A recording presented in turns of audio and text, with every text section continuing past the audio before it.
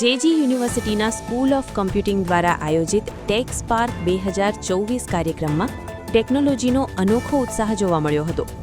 આ આંતરવિષયક મંચ પર કમ્પ્યુટિંગ, એન્જિનિયરિંગ, સાયન્સ અને મેનેજમેન્ટ જેવી વિવિધ વિદ્યાશાખાઓના 850થી વધુ વિદ્યાર્થીઓએ એકત્રિત થઈને પોતાની સર્જનાત્મકતાનું પ્રદર્શન કર્યું હતું.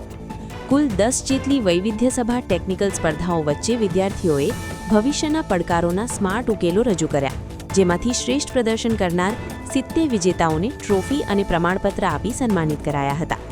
આ પ્રસંગે પ્રોવોસ્ટ ડોક્ટર અચ્યુત તાણીએ જણાવ્યું હતું કે ટેક સ્પાર્ક એ માત્ર સ્પર્ધા નથી, પરંતુ વિદ્યાર્થીઓને પ્રયોગો અને નવા સર્જન દ્વારા ટેકનોલોજીના ભવિષ્યને આકાર આપવા માટેનું પ્રોત્સાહક પ્લેટફોર્મ છે. અમે આજે પ્રોજેક્ટ કર્યું હતું, એનું નામ હતું AI સ્માર્ટ ક્રાઉડ ડિટેક્શન.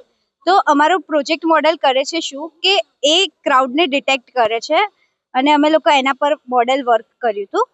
700 થી વધુ લોકો પાર્ટિસિપેટ કર્યા હતા અને અમારા પ્રોજેક્ટમાં 3 ટાઈપના સ્ટેટસ બતાવ્યા હતા કે રેડ એલર્ટ, યલો એલર્ટ અને ગ્રીન એલર્ટ. જેમાં એલર્ટના ટાઈપ ડેન્જર હોય તો ડેન્જરસ બતાવીને ક્રાઉડ રોકી શકાય, એના માટે સ્ટેપ્સ પ્રોપરલી વર્ક કરી શકાય. હમણાં જે મોલમાં, ઇવેન્ટ્સમાં બધા કેવું કે બહુ બધું ક્રાઉડ એક સાથે આવી જાય છે અને એને રોકવું થોડુંક મુશ્કેલ બની જાય છે.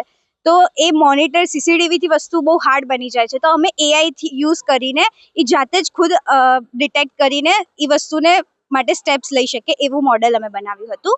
આજે અમે IoT બેઝડ આખું એક મોડેલ બનાવ્યું હતું, જેમાં અમારે આખું એનર્જી કન્ઝપ્શન વિશે હતું, જે આખું એક વોઇસ ડિટેક્શનથી ચાલતું હતું. અમે લોકો જે રીતે ક્લાસરૂમમાં ઘણી વખત લાઇટ ઓન રહી જાય છે, પંખા ઓન રહી જાય છે, તો એ એક પ્રોબ્લેમને રિલેટેડ અમારું એક સોલ્યુશન હતું કે જો અમે લોકો વોઇસ ડિટેક્શનથી અમે કહીએ કે લાઇટ ઓફ કરો તો એ ઓફ કરી દે, અને ઇફ અમે એને એવું કહીએ કે લાઇટ ઓન કરો તો એ ઓન બી કરી દે.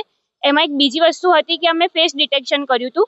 પાયથન અને એ બધી અમે લાઇબ્રેરીઝ યુઝ કરીને અમે લોકોએ આખું બનાવ્યું હતું કે જેના આપણે ફેસ ડિટેક્ટ કરીએ અને જો ફેસ ડિટેક્ટ થઈ જાય તો લાઇટ ઓટોમેટિક ઓન થઈ જાય, અને જો ફેસ આપણે ડિટેક્ટ ના થાય તો લાઇટ ઓટોમેટિક ઓફ બી થઈ જાય. એના રિલેટેડ આખું અમે મોડેલ બનાવ્યું હતું.